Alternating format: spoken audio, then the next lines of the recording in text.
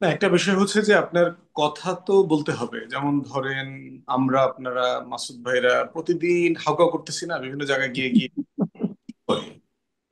মানে মাসুদ ভাই হয়তো চা কফি খাওয়ার কিছু ইয়ে পায় টায় আর কি।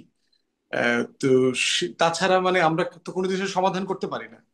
কিন্তু তারপরও পলিটিক্যাল পার্টির একটা ন্যাশনাল অব্লিগেশন থাকে যে একটা ইস্যু আসছে, এটাকে আমরা আলোচনা করে একটা কাছাকাছি জায়গায় নিতে পারি কিনা। এবং এর আগে অনেকগুলো ইস্যুতে কিন্তু আমরা সফল হয়েছি।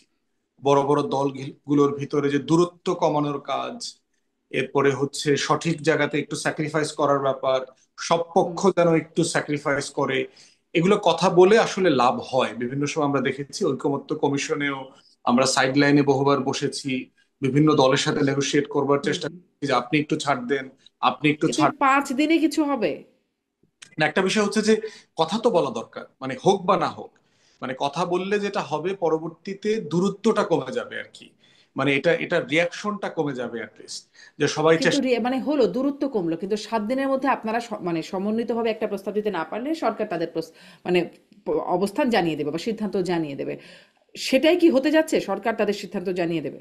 সরকার ধরেন, সরকার নিজেও যেটার অংশ না এটা আমি মনে করি না। আমার মনে হয় যে সরকারের পক্ষ থেকেও ব্যাক এন্ডে বিভিন্ন অ্যাডভাইজার বিভিন্ন দলের সাথে কথা বলছেন। একটা অ্যাগ্রিড ফর্মুলাতে কোথায় আসা যায়, কোথাতে একটু স্যাক্রিফাইস করা যায়, কনসেনসাসে আসা যায়, সেই ব্যাপারে চেষ্টা করবে সরকার। ইউনুস সরকারের যে টেন্ডেন্সি দেখেছি যে ডিসাইসিভলি কোনো কিছু চাপিয়ে দেবে, এই ধরনের টেন্ডেন্সি এখন পর্যন্ত দেখি নাই।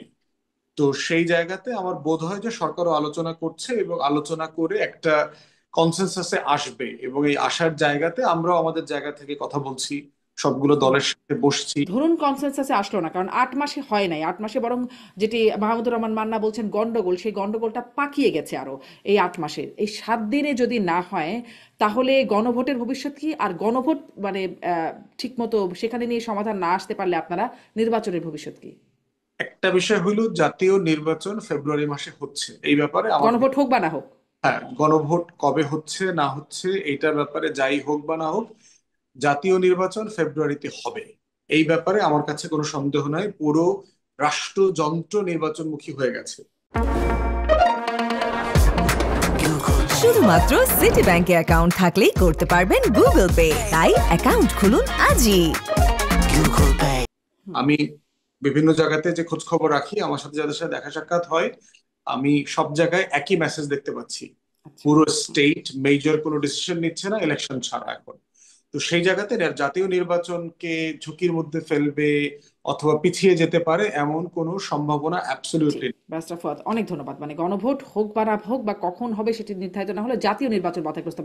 মাসুদ কামাল, আপনিও কি, আপনারও কি তাই মনে হয়? একদম 30 সেকেন্ডে যদি জানান বা আপনার মন্তব্য। হ্যাঁ, আমি নিজেও নির্বাচন নিয়ে আশাবাদী। আমার কাছে মনে হয় ফেব্রুয়ারিতে নির্বাচন হতে যাচ্ছে, এটা আমার ধারণা। আর এখন যেটা হচ্ছে 7 দিনে যে আলটিমেটামটা, না এটা আমি বলি, এটা আসলে পলিটিক্যাল পার্টিগুলিকে 7 দিন দেয় নাই, ওনারা নিজেরাও এই সুযোগে 7 দিন নিয়েছেন। কারণটা হলো কি, পলিটিক্যাল পার্টিরা সমাধান কিভাবে করবে? পলিটিক্যাল পার্টি তো 8 মাসে বৈশা আলোচনা করে একটা স্বাক্ষর করছে। স্বাক্ষর যেটা করছে, এখন যে আদেশের জন্য যে প্রস্তাবনাটা নিয়ে আসছে, তার সঙ্গে তার মিল নেই। মিল নাই বলেই কিন্তু বিএনপি বলছে আপনি আমার সঙ্গে প্রতারণা করছেন। তাহলে এই ঝামেলাটা পাকাইছে কে? পাকাইছে জাতীয় ঐক্যমত্য কমিশন। এবং ঐক্যমত্য কমিশনের চেয়ারম্যান কে? ডক্টর ইউনূস। তাহলে ভার্চুয়ালি এই যে ঝামেলাটা পাকাইছে ডক্টর ইউনূসের নেতৃত্বে কয়েকজন লোক। তো সমস্যা পাকা, ঝামেলা করছেন আপনি, সমাধান করতে পারবেন পলিটিক্যাল লিডারদেরকে। এটা তো হলো না রে ভাই। আর পলিটিক্যাল লিডার তবে 8 মাস বসে কথা বলছে, নানা বিষয়ে মতামত দিছে। তারপরে এখন তারা দিতে দিতে সার দিয়া টেয়া শেষ পর্যন্ত একটা জায়গায় এসে পড়ছে যে এইটাই আমাদের চূড়ান্ত। ওইখান থেকে আপনি আবার চেঞ্জ করলেন কেন? আসলে ভাই মোদ্দা কথা হলো, ওই যে আমেরিকার 2 নাগরিক এখানে আসছিল না, ডক্টর আলী রিয়াজ এবং মনির হায়দার, এরা একটা মিশন নিয়ে আসছিল। একটা ঝামেলা পাকাই দিয়ে দুজনে উড়াল দিয়ে চলে গেছে। এখন এখন বসে বসে ডক্টর ইউনূস আর তার 7 জন মিলে মিলাক। এই যে উড়াল দিয়ে চলে গেছে, তারা কি আর আসবেন না? মানে আসবে, আসবে, কিন্তু এটা চূড়ান্ত না হওয়ার আগে তারা যায় কিভাবে? বিষয়টাকে একটা ফয়সালা না হওয়ার আগে তারা যায় কিভাবে?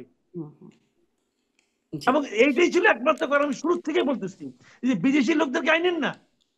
আপনি আজকে যে গুগলে সার্চ দেন, ডক্টর আলী রিয়াজ লেখে, লিখে সার্চ দেন, দেখবেন কি হুম। আসে।